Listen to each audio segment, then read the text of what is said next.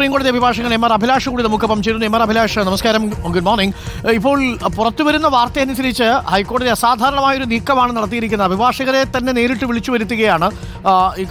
എന്താണ് യഥാർത്ഥത്തിൽ സംഭവിച്ചത്? ജാമ്യം കിട്ടിക്കഴിഞ്ഞാൽ ഈ പ്രതി പുറത്തു വരുന്നതിന് മുൻപ് ആ ബോണ്ടിൽ ഒപ്പിടില്ല എന്നൊക്കെ തീരുമാനമെടുക്കാൻ കഴിയുമോ? അങ്ങനെ വന്നാൽ കോടതിക്കെതിരെ കോടതി അലക്ഷ്യമായിട്ട് എടുക്കാൻ കഴിയുമോ?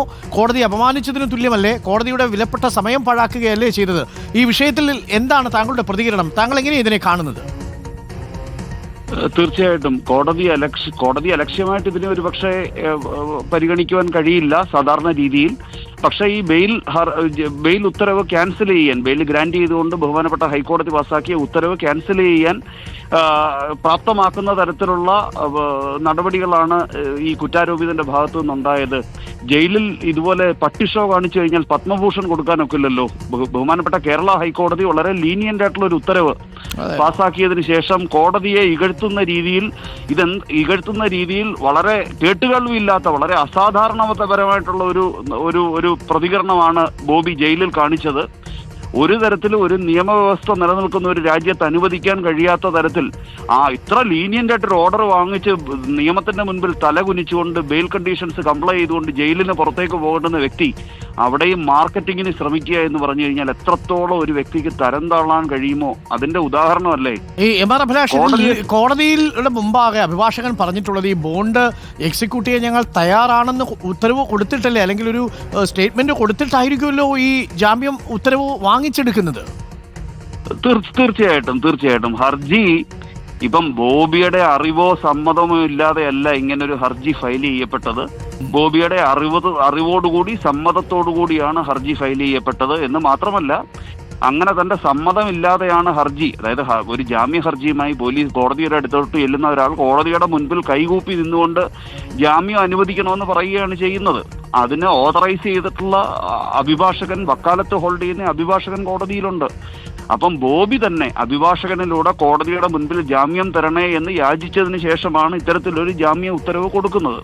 അതും ഓവർ ദ നൈറ്റ് കൊടുക്കുകയായിരുന്നില്ല. കേസ് പിന്നീട് കേട്ടതിന് ശേഷം കേസ് രജിസ്റ്റർ ചെയ്തതിന് ശേഷം നിരവധി ദിവസങ്ങൾക്ക് ശേഷം അത് വീണ്ടും എടുത്ത് കേട്ടാണ് തീരുമാനിക്കുന്നത്.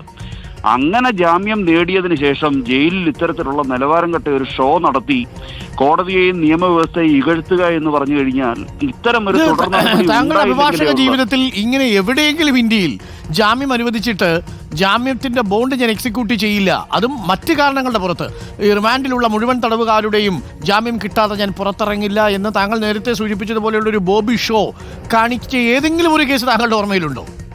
അല്ല, ചില പ്രത്യേക രാഷ്ട്രീയ സാഹചര്യങ്ങളിൽ ജാമ്യം വേണ്ട എന്ന് പറഞ്ഞുകൊണ്ട് നിയമവ്യവസ്ഥയോടുള്ള പ്രതിഷേധം പ്രകടിപ്പിച്ചുകൊണ്ട് ഒരു വ്യക്തി, അത്ര നിരവധി വിപ്ലവകാരികൾ ജയിലിലേക്ക് പോയിട്ടുള്ള എനിക്ക് ജാമ്യം വേണ്ട എന്ന് പറയുകയല്ലേ ചെയ്യുക. അതാണ് ഞാനൊന്ന് ഡിഫറൻഷിയേറ്റ് ചെയ്തേ. ഇവിടെ ജാമ്യ ഹർജിയുമായി പോയതിനു ശേഷം പുറത്തുവിടണേ എന്ന് പറഞ്ഞിട്ട് ദീർഘദിവസം കിടന്ന് അലമുറയിട്ടതിന് ശേഷം അങ്ങനെ ഒരു ഉത്തരവ് വരുമ്പോൾ ഇല്ല, അത് ചെയ്യില്ല എന്ന് പറഞ്ഞാൽ തന്റെ കയ്യിൽ ബെയിൽ ഓർഡർ സെക്യൂർ ആയി എന്ന് പൂർണ്ണമായ ബോധ്യം വന്ന ഒരു വ്യക്തി, അജ്ഞത കൊണ്ടെന്ന് പറയാൻ കഴിയില്ല, അദ്ദേഹത്തിന്റെ അഹങ്കാരം കൊണ്ടോ അല്ലെങ്കിൽ പബ്ലിസിറ്റിയുടെ ക്രേവിംഗ് കൊണ്ടോ ആയിരിക്കും, ജയിലിൽ നിന്നും പുറത്തു വരില്ല, ഒപ്പിടില്ല എന്നൊക്കെ പറഞ്ഞിട്ട് ഇത്തരത്തിലൊരു നിലപാടെടുക്കുക എന്ന് പറഞ്ഞാൽ ചരിത്രത്തിൽ കേട്ടുകേൾവില്ലാത്ത അഭിഭാഷകർ പെടുമോ? കാരണം അവരവിടുത്തെ ജുഡീഷ്യൽ ഓഫീസേഴ്സ് ആണല്ലോ ഈ അഭിഭാഷകർ, ഈ ജഡ്ജിയെ സഹായിക്കേണ്ടവരാണ്. അപ്പം ഇത്തരം കാര്യങ്ങൾ പറഞ്ഞ് കോടതിയുടെ സമയം കളഞ്ഞു എന്നുള്ളതും ഒരു പ്രധാനപ്പെട്ട വിഷയമല്ലേ?